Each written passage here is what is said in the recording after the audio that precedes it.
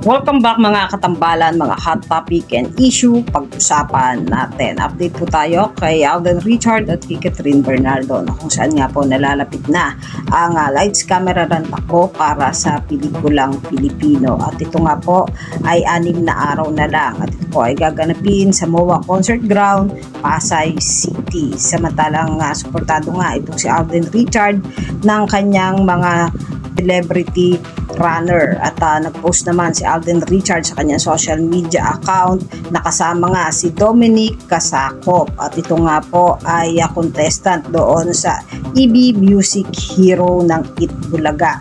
Makikita po yung post nila ni Alden Richard. Samantalang si Alden Richard ng napakasarap na kape na ininom nga niya kaninang umaga at nag-post din itong si Alden sa kanyang social media account ng may caption na "A man can disappoint every but not his mom. I miss you, mama."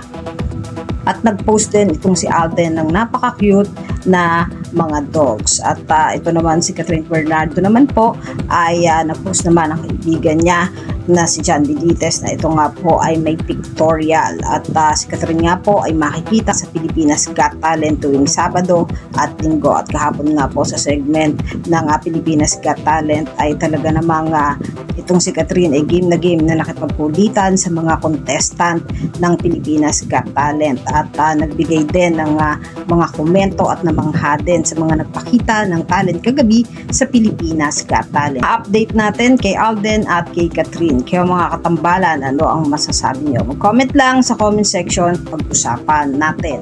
Yan ang mga hot topic and issue dito lamang sa Tambalang JK.